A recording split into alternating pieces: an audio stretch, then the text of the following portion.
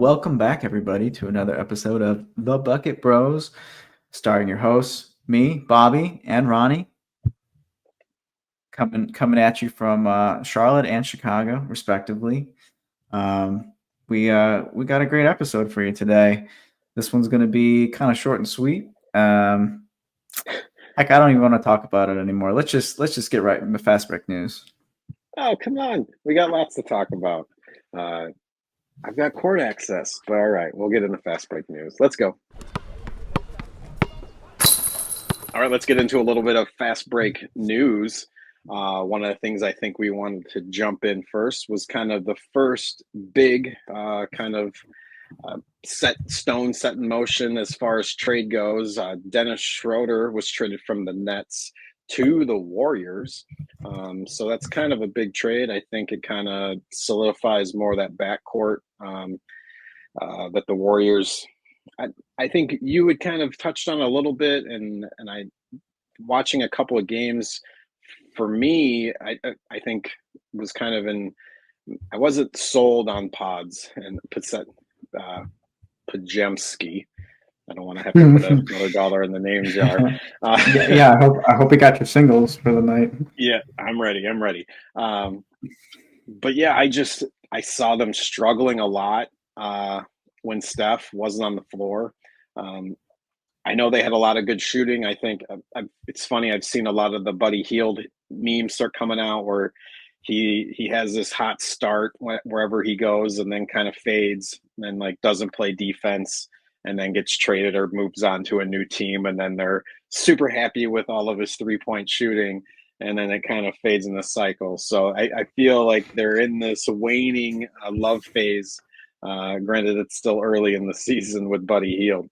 But what were some of your takeaways now with the Warriors adding Dennis Schröder into this mix of kind of explosive, kind of sketchy, interesting guards that they got? Yeah, well, just to go over the details of the trade real quick, the Warriors get Dennis Schroeder and a second round pick from Miami. They gave out 3 second-round picks to get him, as well as Anthony Melton and Reece Beckman. Essentially, this was a trade for the Anthony Melton, who's sustained a season-ending injury, and replacing him with Dennis Schroeder. I'm sure that they're not happy to move off of Melton, but he was certainly a win now move for them, and so they certainly needed to find a replacement. You could tell that the Warriors are missing him during their recent slump. So Schroeder, as we all know, he's a super athletic, pesky guard. He's definitely going to add secondary ball handling for them, and which is something that they need coming off the bench. Something that they've probably been missing with the Anthony Melton. I don't know that he necessarily packs the same defensive punch, but he is frisky. He does get his hands in the lane. He gets some wicked steals, can be a real pest at times. So, and he's great at getting in the lane. He doesn't fear the moment at all. And, the Wolves need guys like that, especially running their second unit. I'm sorry, the Warriors need something like that, especially running their second unit. So I think overall Wolves do too. it was yeah, probably. Yeah, they probably could have used the Dennis Schroeder, but I don't know. Apparently, the Warriors have like an endless supply of second round picks that they can throw at teams, because I feel like every year they somehow make a middle of the road, like a middle tier move, which is expending every second round pick that they have. Yeah, but they had to get one back in return, via Miami, just for their next second second round pick trade. So, but yeah, I think overall it was a great move. I think there's a lot of teams that are wishing that they probably were able to land him, and kind of a little bit sneaky. And I feel like that this trade certainly is indicative of the types of trades that we're going to be seeing throughout the year, before the trade deadline. Because it's with the new rules coming into effect this year, obviously it's a lot harder to move big contracts. Have you heard any other trade buzz around the league lately? I've heard some. Excuse me. I've heard some. First off, though, still kind of sitting on this trade, we got to give you your flowers. You had been talking. I had been very high on the Nets and how the way that they had played and the way that they have looked, and I was like, they're definitely going to make a playoff push. And you, Mr. Insider, had said, no, there's probably a good chance that they're going to make some moves and kind of break this team up. And it's already started. So bravo on you for knowing that ahead of the time. That's why I think I love hearing all of your basketball knowledge. So seeing it kind of come to fruition, I just wanted to make sure that we put a pin in that and noted that is one of your good calls. Thank you. Thank you. Yeah. They love me. They really love me. Yeah.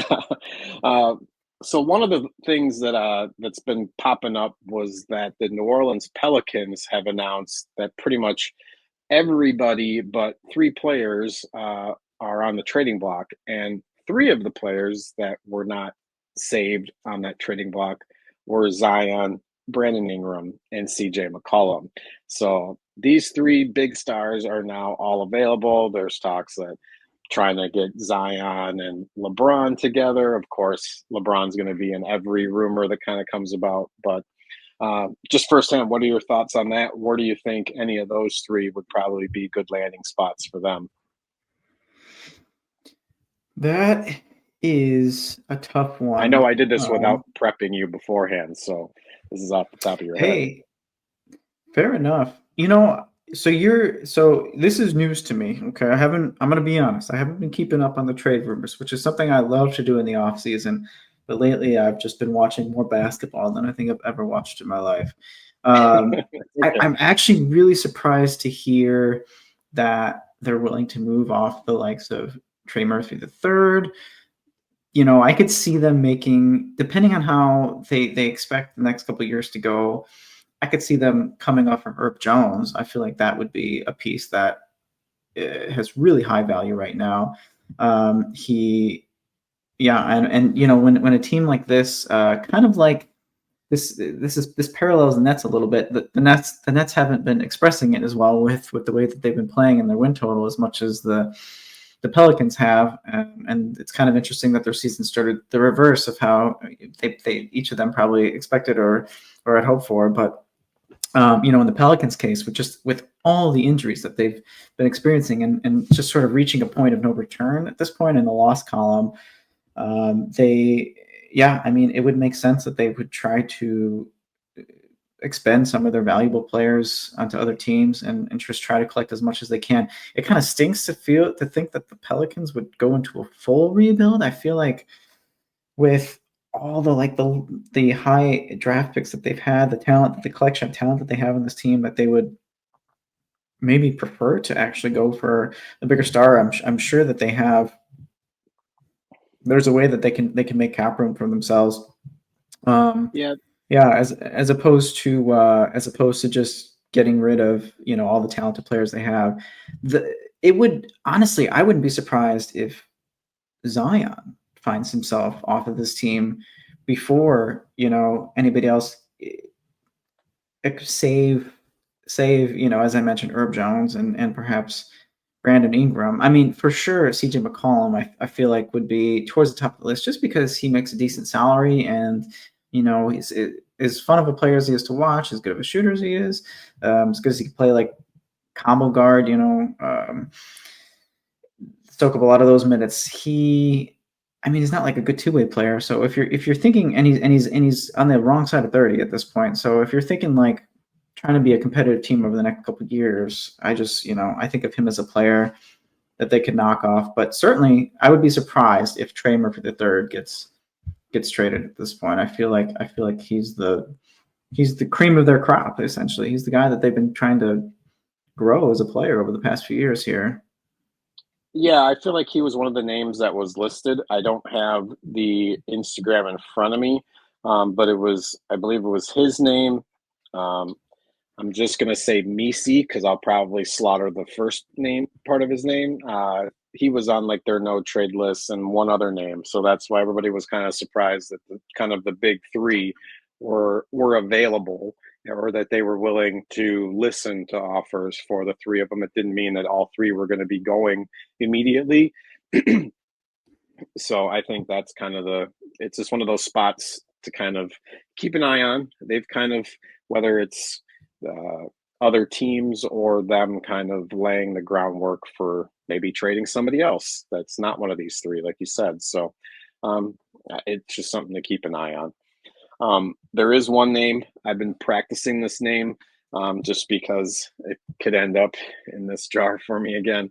One name that I'm going to throw out there, and we'll see if anything happens, but he has been on a pretty hot stretch this beginning of this year for one of the teams that I had talked about. And he's a good role player, but I think he's definitely had some career highs and some over the first part of the year. Here we go. Is Goga Batase with the Orlando Magic, one of their like stretch four centers. He has just been an awesome active role player for them. I think he's not quite hitting double digits in any stat category, but I feel he's got one of those consistent like 5-5-5 lines on multiple nights. So definitely look for him to kind of be traded to kind of be like a backup center somewhere. It seemed like a few of the people that I were following were saying him to the Lakers. They kept talking about how helping LeBron or having somebody to kind of back up AD for that second unit. You just had something fall behind you, got ghosts. But yeah, make sure let's keep an eye on that name, Goga Bitase. Yeah, I've got it written phonetically on the board. I had to make sure I had it right. That wasn't too bad. Goga Patatse, I'll give you that one. Yeah, no, I wish I have had a chance to watch more minutes in this guy, but he definitely has been filling some big shoes, especially with all the injuries that the Magic have had recently, which has been good for him because been able to spotlight his sort of like sneaky athleticism and the impact that he can make on defense. The guy is he's a fan super favorite. long. Yeah. Oh yeah. Big time. Yeah. It's kind of crazy that the lineups that Magic have been throwing out there lately. It's like they're throwing out like a lot of like twin tower, multiple big lineups, just because that's sort of the depth that they have right now. But yeah, this guy is only raising his value right now, throwing down double doubles, getting multi block games, doing it at a high clip. He's certainly not like a stretch big, but he can make his free throws. So that's always a plus. Yeah, I wouldn't be surprised if we see him moving, or maybe the Magic hang on to him for a little bit, and maybe they like what they're seeing. Maybe they move off of some of the other players that they have currently. Tough to say. Tough to say at the moment. Yeah, but that's all I got for trade chatter. I did have to drop in here in Fast Break News. We're trying to keep everybody hip and current on all of the cool things. There is a new nickname that I came across that I found was quite good. If I'm able to, I'll make sure I put the picture in here. Mr. AJ Green with the Milwaukee Bucks has been dubbed Dairy Bird. And so it was one. It's like just like that. It just tickles your heart when you hear it, and it just makes you laugh. So Larry Bird wasn't white enough. They had to. They're He's going. He's the vanilla Larry Bird. The vanilla version of Larry Bird. But he's playing well, and he's getting a nickname. So good on you, AJ. Well done, Mr. Dairy Bird. Well earned, yeah. Yeah. One of the things that happened over the last week is around the three-point shot. And to me, it's fascinating the way the game is kind of evolving. There's lots of talk about the style of play, how games are just kind of a little harder to watch. We're definitely enjoying a lot of the basketball, but I can definitely see why someone who maybe watched regularly about 12 years ago kind of comes in now and sees what's going on a basketball court is much different. We're going to talk about this game in depth, and we might get into it, but it's one of the things. Yes, you were correct. So this past week, the Warriors and the Mavs put up 48, had 48 3-point makes, and it is the most ever in an NBA game.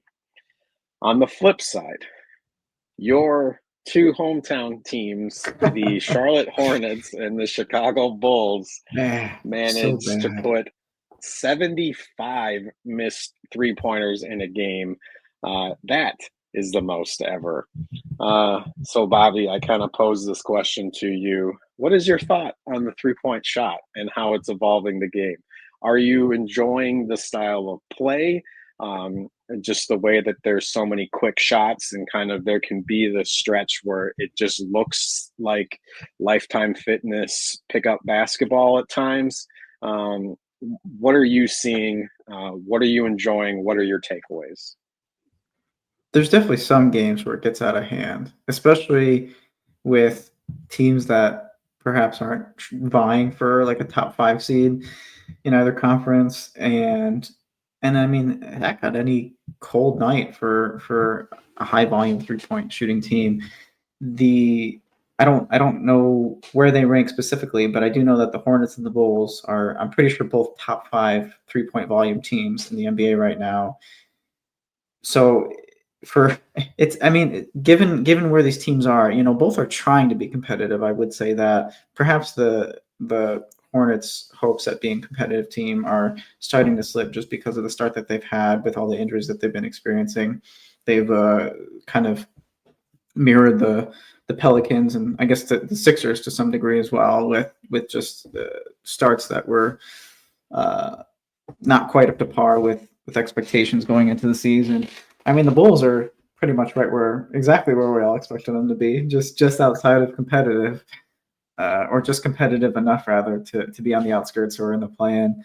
But both of these teams have sort of transformed, and I would say appropriately so, at least in the Bulls' case. I mean, the Bulls.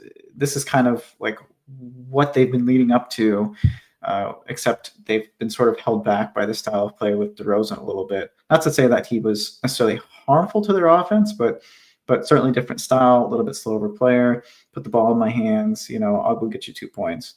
Versus just sort of like this run and gun 3-point style that Josh Giddey helps open up. But that said, while it can be good on some nights and can keep the Bulls in games and help them either get the huge leads or come back from like huge deficits in an NBA game, eventually you're going to have an off night, and this is just the worst example of it, or the best example rather of just like how when 3-point shooting goes wrong is kind of what this was. And so yeah, I mean, I didn't watch the game. As you know, I have blackout restrictions before in these games, so and I don't think I'm going to go back and watch it. I might watch like if I can see like I bet it's, you can pull it up right now. 75 misses in 75 seconds. Maybe I'll watch that one. I'm sure it's out there. I'm sure it is. But I mean, as you were kind of mentioning, like this sort of like running gun style, that pace and space era is another way to say it. It does work well sometimes for especially those with short attention spans, and perhaps even those who don't aren't like in love with watching an NBA game. It certainly keeps your attention to just watch the ball flying around and watch a bunch of shots go in from all over the floor, it seems. I will say one thing. People are a little bit remiss of the fact that NBA games, once upon a time, as much as we sort of glorify the 90s, especially us old heads, almost old heads perhaps, we kind of forget that a lot of shots used to be taken like just inside the arc, like maybe 5 feet to 2 feet inside the arc. That was a pretty common jump shot. That was considered a deep jumper from back in the day, and then threes just kind of happened sparingly, depending on openness and how good of a 3-point shooter you were. And even then, those guys shot at a very low volume. If you guys just happen to look back at 2 big shots in Bulls history, one by John Paxson, one by Steve Kerr, these guys, like those finals ending jumpers, they were from about 20 feet, and so essentially what NBA teams have done is just sort of step back a few feet outside the line. It's, if you were to look at and accounting for volume and pace. If you were to look at shot charts from back then to now, and you were to convert deep twos into threes, it's the same thing. It's the same Oh, thing. I, I saw this exact thing for somebody who had shot charted KG, that if he had just taken step back threes, because essentially his whole shot chart was maybe a foot inside of the 3 point line, and he's one of the Yeah, highest volume shooters from like right inside three. And it's like perhaps if the he had best just ever. Yeah, yeah, and if he had just taken that step back, like he could have been the Kevin Durant essentially of being known as like this deadly 3 point shooter. And the T Wolves might have won a few more games if he had just taken that maybe 8-9 inches back. But yeah, the game is it's definitely different, and there's definitely the priority for that extra point. Just because you want to make sure you're getting as much per possession as you possibly can. So it that makes said, sense in a win category, but yeah. that said, I don't love watching LaMelo Ball dribble the ball down the court and then just fire it up from 30 feet with the ball not being passed a single time. That's not good basketball. So, it And sucks to he's see the that. But and yet he's the only reason that they're going to win. But then I've seen him in trade rumors as well. So wouldn't he look good with Wemby or somebody? yeah, yeah, that would, I mean, I could see that happening, but man, that would just be, it's kind of like Zion. It's like yet another sad sort of feeling of missed opportunity where it's just throwing a team back into a rebuild. You hate to see it happen. I mean, it's not like these players are bad. It's just some combination of getting them to stay on the court and maximize their talents. It's just not happening. To It's just me, not happening for do either team you right now. do you see Oklahoma City as having gone through a rebuild and actually coming through out on the other side? To me, I feel like they kind of did that with all of these picks and trades. Granted, they had a solid core kind of growing, but it's been a different scheme of players that they've kind of come about. But um, Not that just group, OKC. Not just OKC. I mean, I'm going to read you the West standings right now. Oklahoma yeah, City Thunder, Memphis Grizzlies, Houston Rockets. Those are three prime examples of teams that are going to be competitive for a long time because they were able to hit well in the draft and have since cultivated the talent. And there's a lot of luck that goes with that too. You need guys to stay on the court. You need a little bit of things to break your way. And then we can go back out east and I mean, the Boston Celtics were a great example of that. I mean, they're well past that point at this time. The Cavs yeah. obviously added a big star and a half with Donovan Mitchell and Jared Allen via trade, but they're kind of living those days out as well. And then don't forget about the Magic, who again, sparing injuries, like things are just hitting for them. I mean, they have. If it wasn't for the veteran players that they got via trade, I mean, they would have such a young team. I mean, I guess they still do, but their average age across the board would be much lower than league average. So yeah, I mean, and then and you can keep going on the list and see you can start to see some failed examples too, or examples of teams that just sort of led to mediocrity with the process. And so yeah, it definitely underlies just how lucky you have to be. Yeah, well, there you go. Yeah, yeah. How have I not mentioned the T-Wolves? Wow. Yeah. There you go. Although I We've don't know. lived I in mean, mediocrity. The T-Wolves have had more misses, I feel like, than hits. They finally had a hit, and guess what they did? They threw away all their draft picks and have gone into the second apron just to make things happen. Which, kudos to them.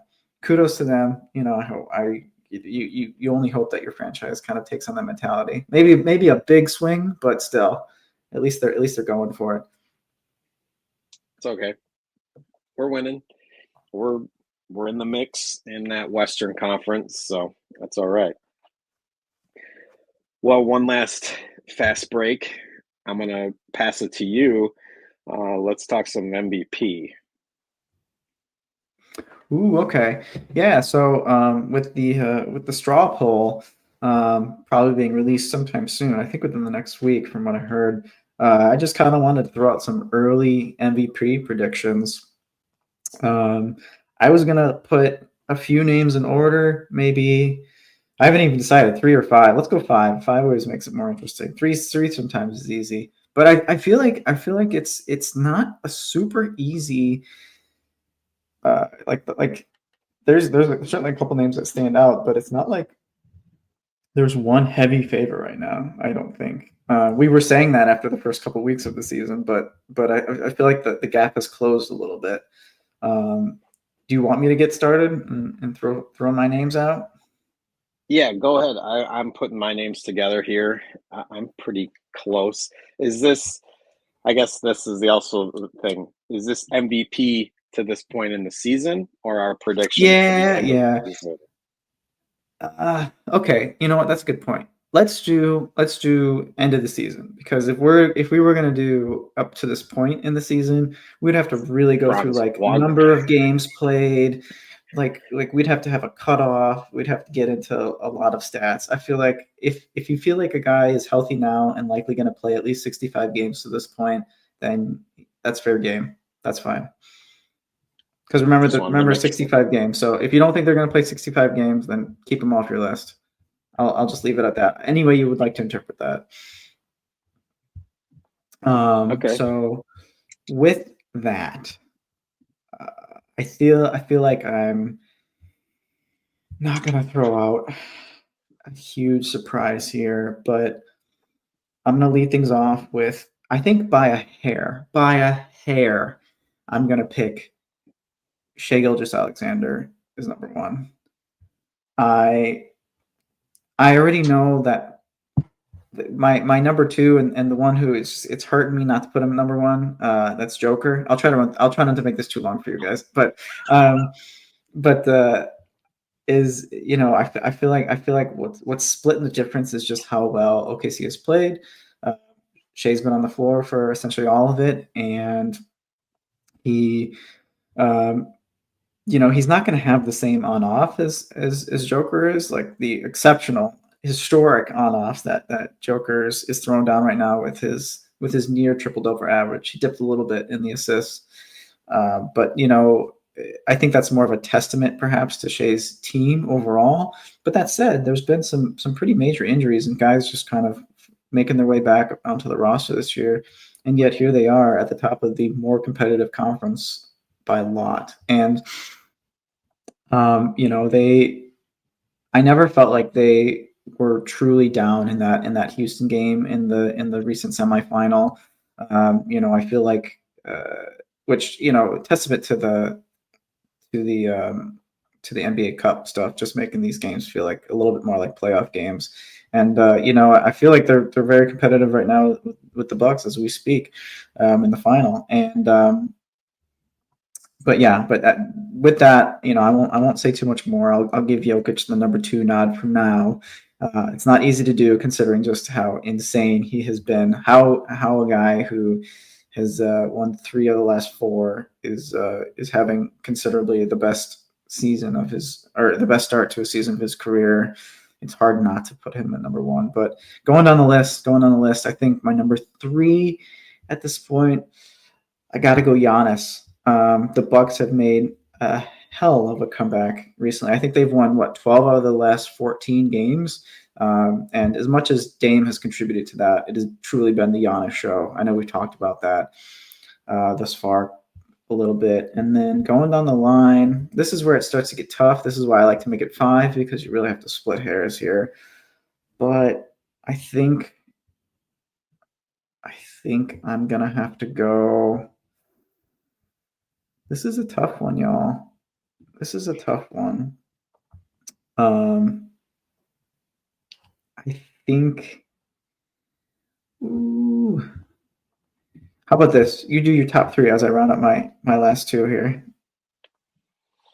Is that allowed? Uh, yeah, that's fine. For me, I had, which is funny because I was my number one is SGA. I had Shea Gildas Alexander up at number one just because the team looks amazing. They don't quite have the best record, but they're the best record in the stacked Western Conference. Um, so yeah, he's the leader of the best team. I think that's just kind of part of at least the way that I'm looking at this. Um, what's funny is Jokic didn't make my list. I think the Nuggets are going to have a down year. I think that's going to affect his MVP chances. He might still. I understand Westbrook winning MVP with probably slightly less stats if he was to keep this going for the rest of the season. But I don't see him, for whatever reason. I just see him thinking about horses come February, and then just kind of the Nuggets start fading. Um, so I have Donovan Mitchell listed here on my potential like number 2, and I have him whether it's um, 2A or 2B with Ja Morant would be my top 3. Okay, So, gotcha.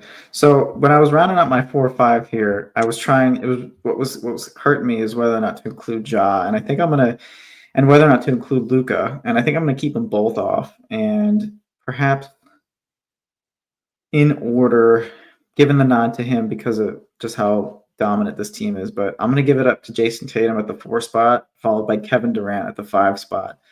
The Suns have almost not lost a game when Kevin Durant's on the floor. I think they have 2 losses when he's in, and then an awful record when he's out.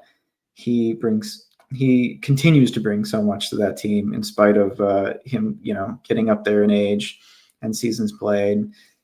He's scoring like a madman, doing it uber efficiently like he always has.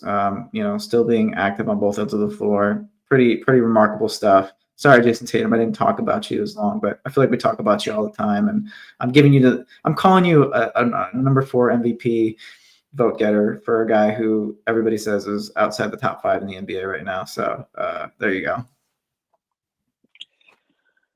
all right, I have Tatum number 4 as well, and so that leaves me with my number 5.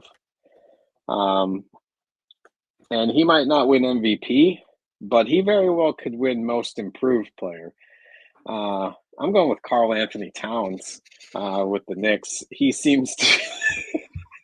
Such a he seems, homer. no, honestly, it's funny You're going to because give it to him over Jalen Brunson on that Knicks team? You think hey, Cat's going to get more MVP votes than Brunson? oh my goodness. Uh, this is wild speculation. Maybe Brunson gets hurt and then he's not carrying the team, and Towns is at the end of the season. This is an end of the season, what I thought was going to happen. So um, I just think his ability to make these threes, he's becoming even a more offensive threat for the Knicks, and to help make Brunson more deadly with his ability to drive, kick, and shoot. So I think he makes the Knicks a lot better. And yeah, this is the 5th seed of this stacked like group of players that you have. Obviously, Kevin Durant's one I could put in here too, but I'm sticking with the list that I have versus flip flopping and jumping off just because the Suns had Oof. such a great start. They've kind of faded a little bit, but yeah, I'm going with Cat. Yeah, it's a little homerish, but I feel like I haven't given him any love really. I've kind of kept him at arm's bay, even though it wasn't his decision to be traded. So, but yeah, uh, that's all I got. All right. Well, it hurts me a little bit that you would. I mean, I know the number 1 uh, team record wise, but Donovan Mitchell is on the list and Jokic is off. Ugh. I'm gonna keep this one in my pocket. This record in my pocket. Play it the other day for you. Okay, all right, we'll see. That's fast break news. And for this next segment, I would like to introduce to everybody here the newest G League media member, Ronnie West, officially credentialed.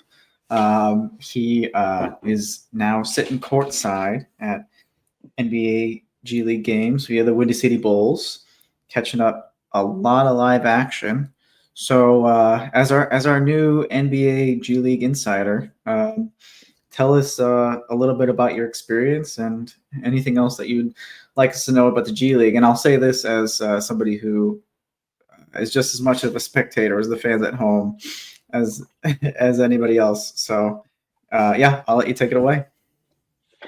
Yeah, no, I had a great time this past weekend. Went to 2 games. They played the Windy City Bulls on Friday played the Sioux Falls Skyforce, and then on Sunday afternoon they played the Indiana Mad Ants, who had former top 10 pick Jaleel Okafor from Duke, and he seemed to be working some sort of injury, dealing with kind of a knee thing.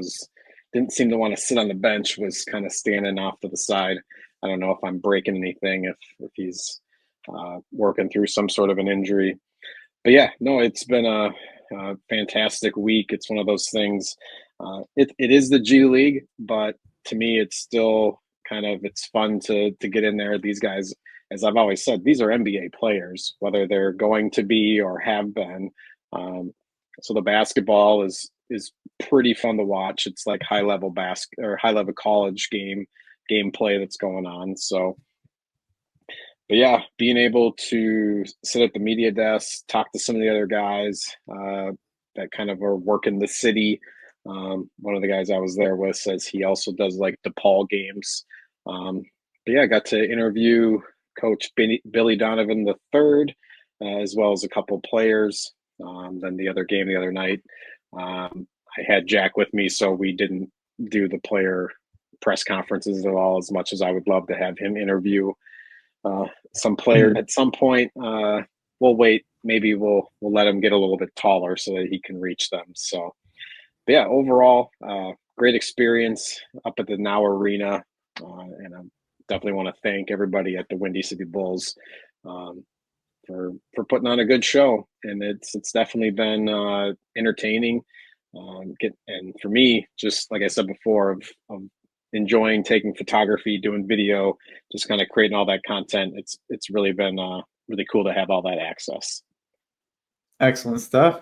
And for us who haven't been following the G League closely enough, is there anything that you want to lend on us? Anything that we need to know about the G League up to this point? Well, as both you and I are watching this NBA Cup championship game, the G League has its own winter tournament. The Winter Showcase starts up next week. In the G League, there are 4 divisions. I think it's East, West, North, and South, if I'm not mistaken. Actually, there might be a Central mixed in there. But the top 2 teams in each division are going to an 8-team tournament, kind of set up the same way. What's really cool is you can watch a lot of the games on YouTube, essentially for free. And I think if you enjoy basketball, they definitely want to give you the access to see it. So definitely go and try to find your local G League affiliate, and hopefully you can kind of watch those games and definitely go check out those games. This is, as I said before, this is high level basketball. This is, I'd say, like one of the bad groups at Olympic play. Like essentially, like these guys are really good. Like you're not going to be disappointed. There's going to be dunks. There's blocks, yelling at the refs, technical fouls. So it's definitely the same experience that you would get at any other game. I don't know if there is any kind of stigma towards the G League, but I think to me, it's one of those things that's going to be growing over time and just getting more exposure. And to me, that's what I get excited about. I'm happy to see Bronny's out doing more away games. He actually just played in Phoenix, the Valley Suns. And we were just talking about Frank Kaminsky, the old Wisconsin Badger, just re-signed. He would play with the Hornets. I think he was drafted by the Hornets, and then he just signed with the Toronto team affiliate. They're called like the 905. Yeah, like I mentioned, Jaleel Okafor. Tony Snell was on that Skyforce team. He was injured. He's one of those everybody's trying to root and get him on an NBA squad to help out his kids. But yeah, as we kind of move forward, I definitely wanted to. You'll see the G League logo and stuff. We will be covering all sports or all basketball in its entities.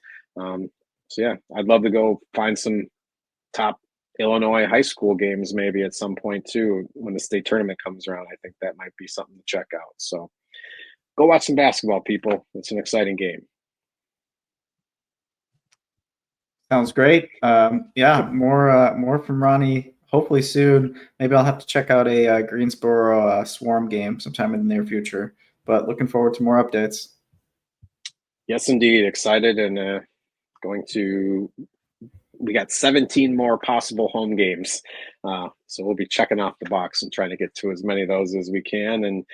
And definitely watch the featurette if you haven't seen that. Go to our YouTube channel and go check out the first game I went to against the Skyforce. I kind of documented my whole first time around. But yeah, you'll start seeing some more shorts and reels and TikToks with a lot of different footage and stuff that I'll get. So make sure to check all that stuff out.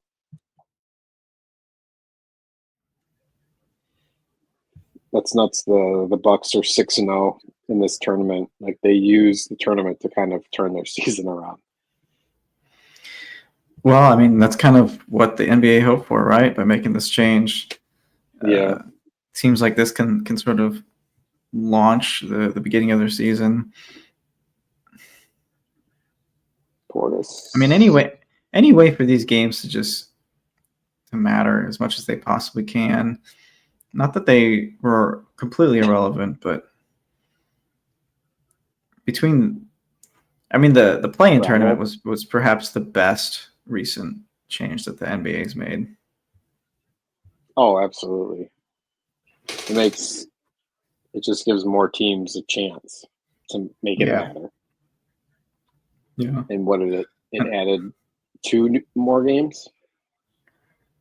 The play-in or the tournament? Oh, the play-in's 4.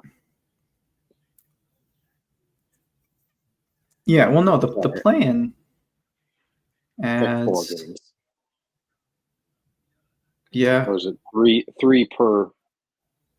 It's 3 per conference, so 6. Exactly. Yeah, exactly. I see what you're saying. It took me a minute there, but I'm picking up what you're laying down. So, and then that plus this game now, which doesn't even count towards a regular season win. I think it should, though. One thing that I've heard thrown around, and honestly, I promise this was an opinion I had before I heard somebody else say it, but I feel like there's a cash prize for the players, which is a nice little raise, especially for average NBA player salary. What is it, like $500K? I think is what each player gets. Something like that. But I feel like the best thing to do would to turn it into a half game advantage in the standings, like kind of just like an imaginary half game advantage that you have. So it defeats like every tiebreaker essentially. No, I think that's fair. It should matter in some sort of a way in that way. Yeah. Like in the result of a possible tie, like after 3 or 4 categories, like then this is triggered.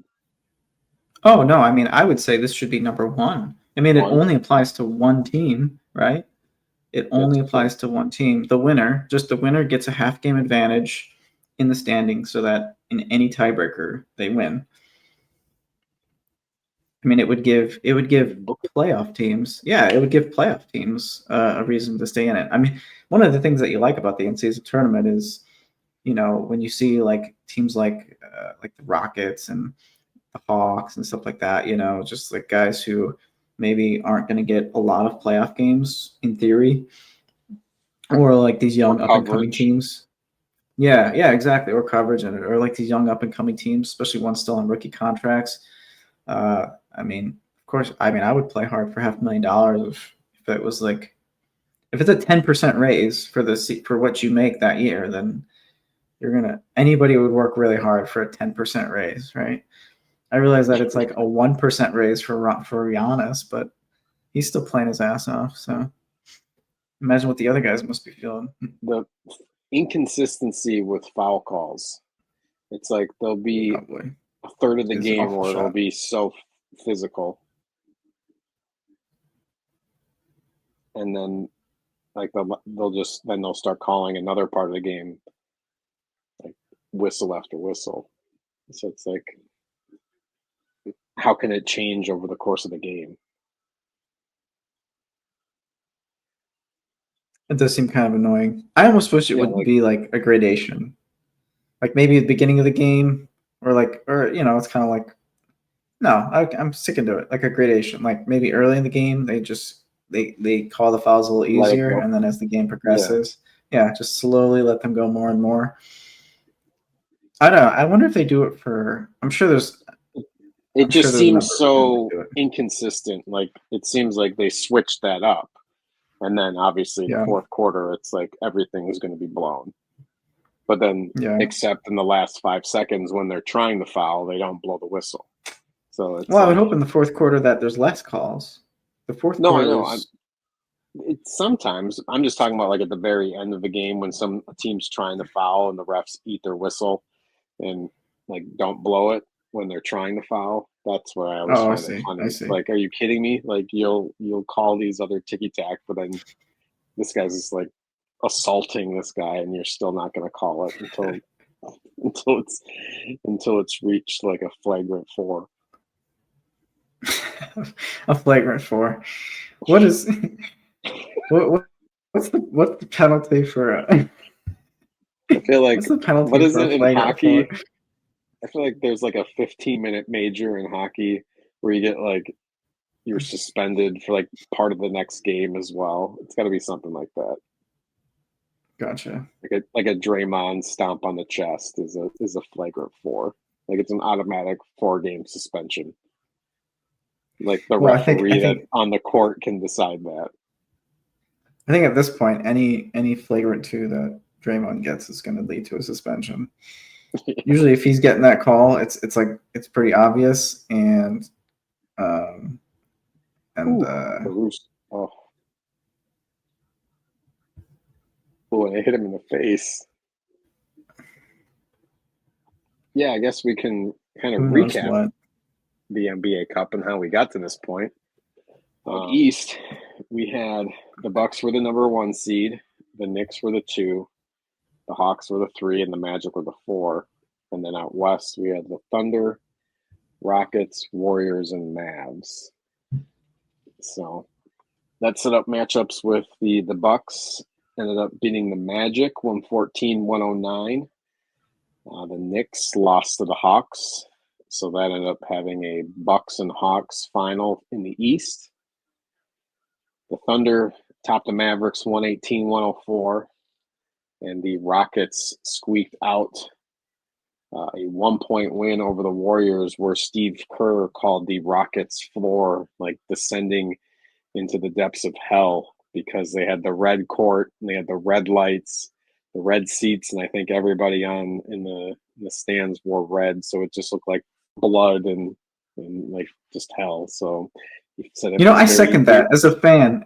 As a fan, it's tough to it felt watch. very eerie. Every Yeah. Well, not only that, but the colors confuse your eyes a little bit. There's not as much contrast as there normally is, and so I agree. It plays a game on you. It feels like everything is just sinking into the floor. It really does. But I had a hard time. I had a hard time following that game. I remember that.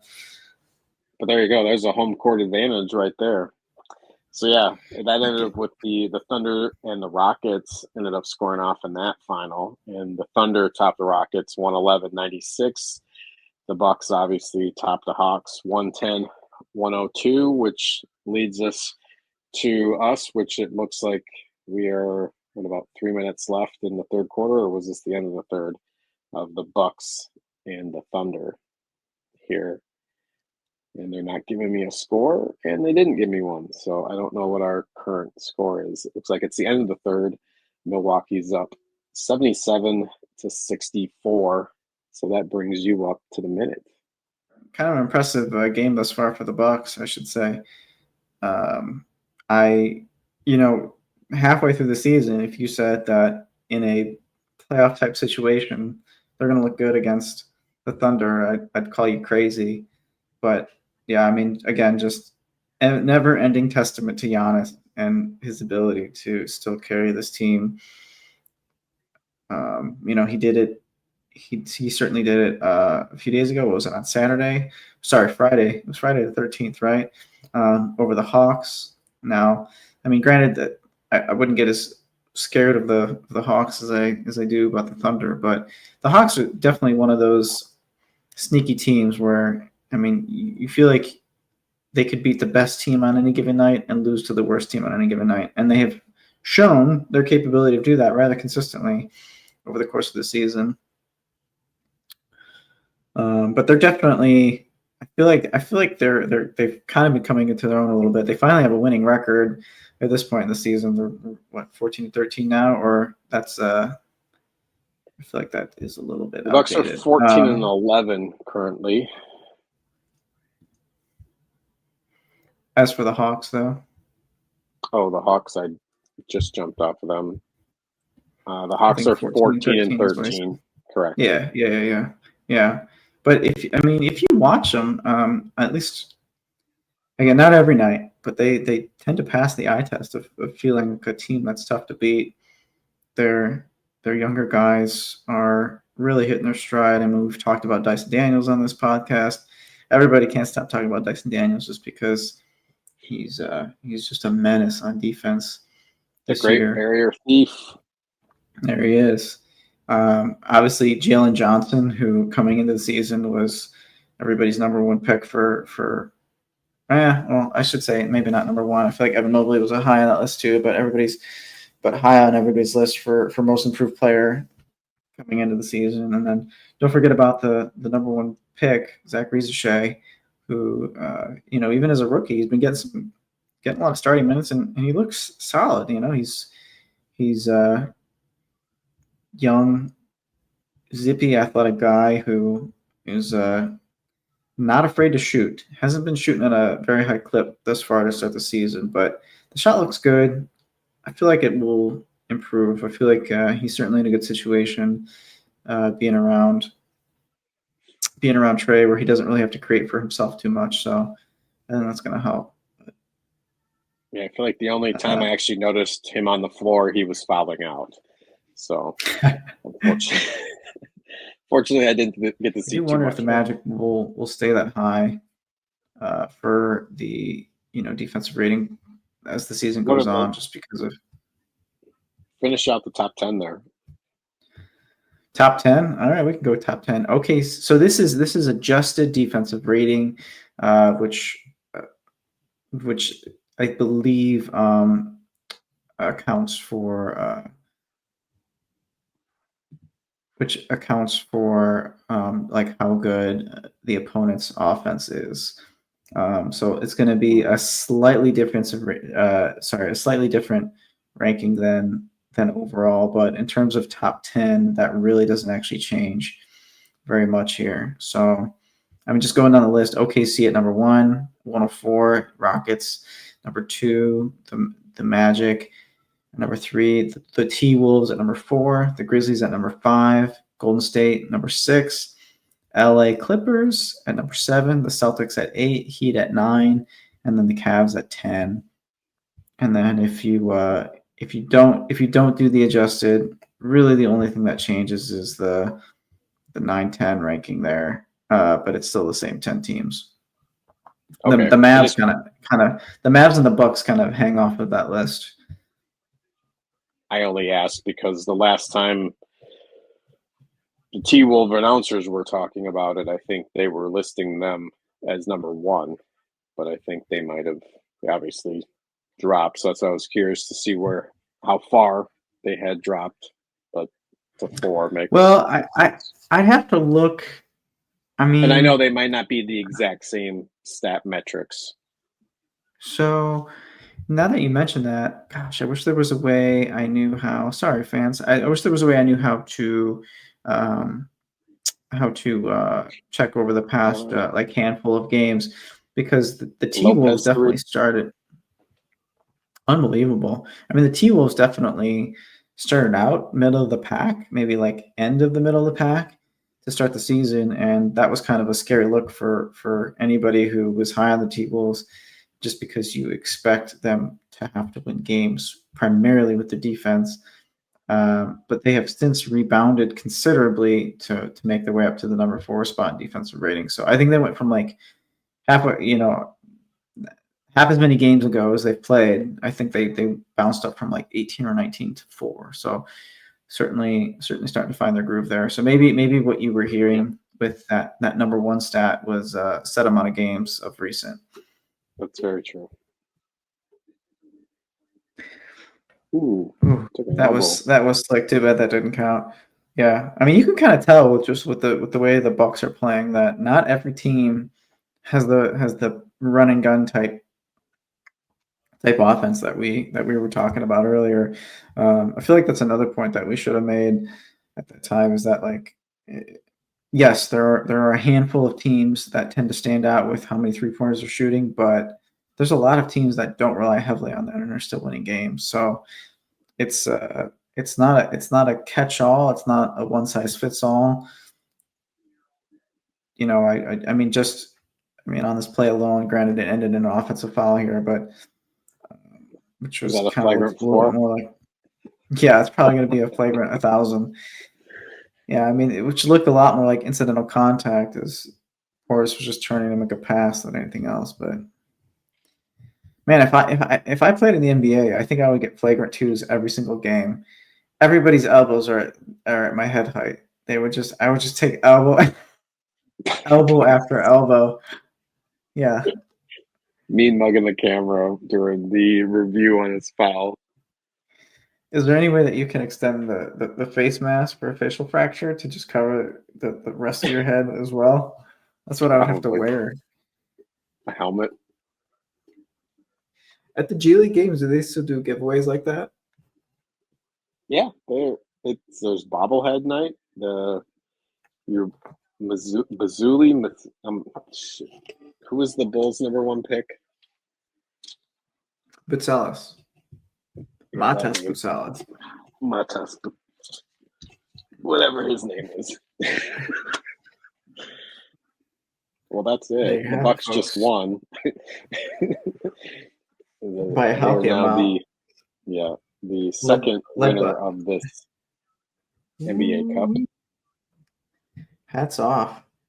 They get to I'm gonna steal this joke, but they get to raise the ribbon.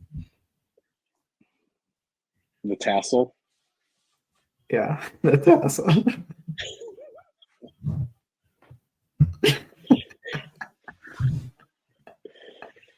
They blow one kazoo. I wish I had a kazoo. Congratulations. Just the combination that was beautiful. You like get to raise the tassel, the tassel, and then and then honk one kazoo. And I was like, I thought that was a movie from or a line from a movie for a second there. It was No, hilarious. that was That was all a me Ronnie original, huh? That was funny. witnessing the We were just magic. all over the place. Yeah. Front row We seat. are, you, Take it in. we are all witnesses.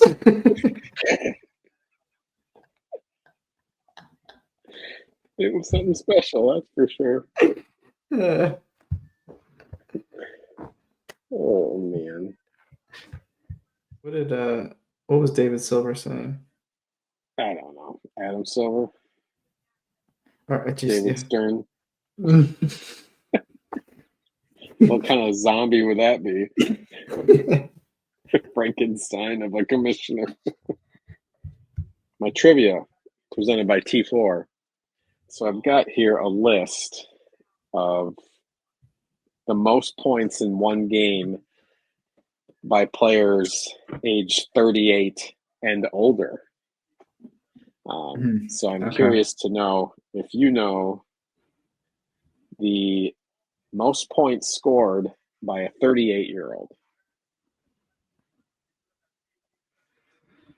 I'm pretty sure that's LeBron. LeBron Not so has much.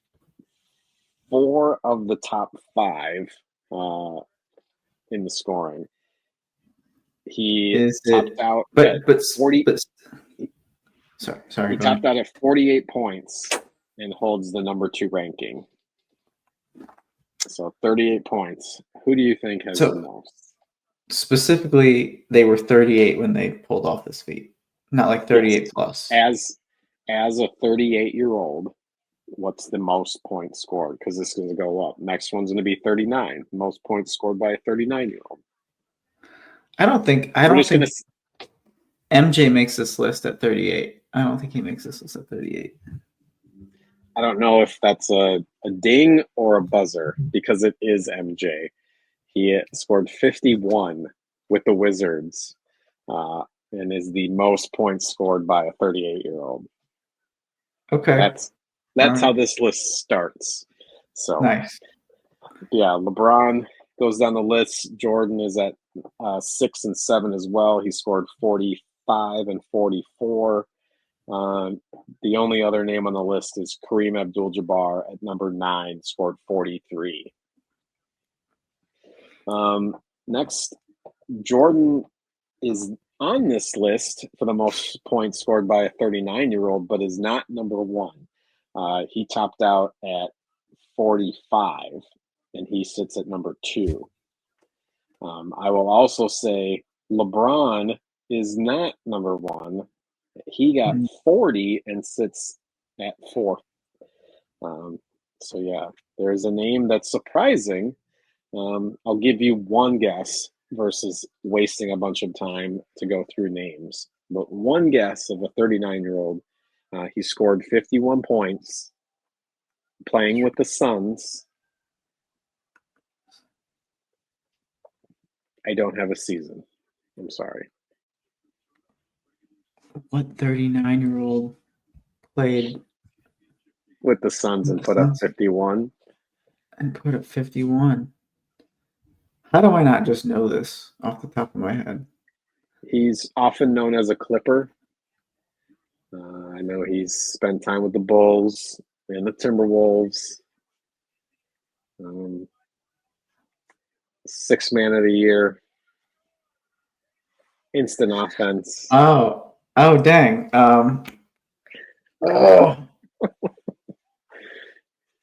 What is going on here? He wore number 11 with the Suns. Yeah. Jamal Crawford. My word. There you go. That's some late night brain for you. I feel like I've known all of these stats, but as you're saying them, I know I've heard them before. Keep going. What's the next one? That's fine. Karl Malone also makes this list. Reggie Miller. Yeah, that would have been one of my guesses. Was Karl Malone. Yeah. Most points scored by a 40-year-old. I'll let you fire away. Well, LeBron's birthday has not happened yet, right? Yeah, he is not on this list. Birthday. Okay, but I'm pretty sure that one is also MJ. Correct. Jordan is number 1, 2, and 3. He topped out at 43 points. Yeah, he was the first 40 for 40. Yeah. Next on the list is Kareem, Dirk, Karl Malone, and then Kareem a few more times. Who had got a couple more of these highest scoring? Oh, dang, we're going. We go up to 45. We're still going.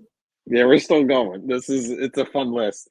Most points scored by a 41-year-old. Here's the problem with this is I would need to see a list of who has played in the NBA beyond 40, because I can think of maybe 2 names at this point. Throw them at me. Maybe 3 ones on this list. Vince Carter. Vince Carter is on this list. He tops out at number 3 with 21 points as a 41-year-old. But 1 and 2 Kareem play? Kareem is 1 and 2. Oh, okay. I was gonna say 3, 4, 5, 6, 7, 8, 9. So yeah, Vince. That's what threw me. Vince Carter and Kareem are the only 2 names on this list. So I was right. The thing that caught me was that it's Vince Carter with the Hawks and Vince Carter with the Kings. So it was the logo threw me off on that one. Most points scored by a 42-year-old. This is a new name on the list. Robert Parrish. Ooh, that's a great guess. And he does make this list. He is number 7 with 16 points. The top one is 24 points. I will say Vince Carter is the most names on this list. He holds the position 4 to 7. And Kareem is also on this list, but he is at 2, 3, and 10. So there is one other outlier that is on this list that has not been mentioned before. So I'll give you one guess. I don't think Dirk played this long, did he? He's not on this list. Okay. It's a very surprising name because it's not somebody that I would expect to put up 24 points. And to me, it would have to be in garbage time of like end of the season, like garbage time of year, that he would be thrown in and all of a sudden he's getting this many points. Playing in that Miami weather. Oh, there you go. Udonis Haslem. Yeah. So he is at 42. 43. Is it also names Udonis Haslem? No, there's 2 names on this list, and we've mentioned both of them. Is it still Kareem? No. Okay, this must have been when he was retired. So this is the Vince Carter, Robert Parrish. Oh, yeah. So nice. Vince Carter has the most, 14 points as a 43-year-old. Robert Parrish has 12, and then Vince Carter down, and then Parrish. I'll spare you the details. Actually, this one, it's a brand new name. So the most points scored by a 44-year-old. There's only been 2 games that had a 44-year-old. So he holds both of these games with the same amount of points, 6. This is a name way back in the day. Is definitely somebody that you know. He scored these points with the Mavericks, but he definitely is somebody that I thought of as a Rocket.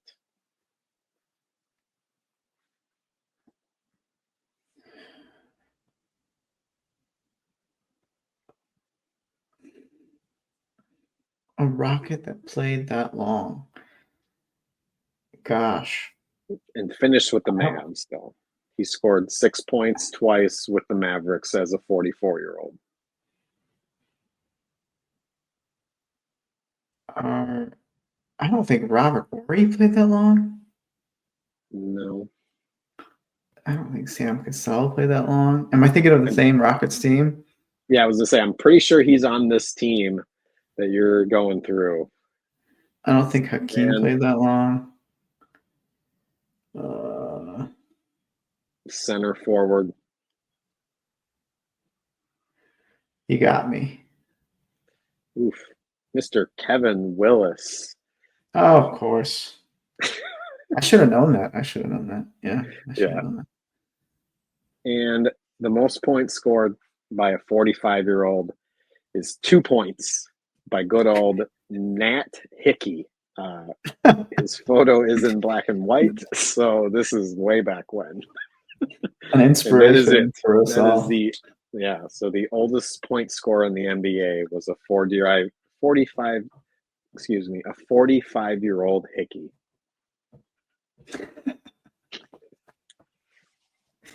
That's one Hickey. All right.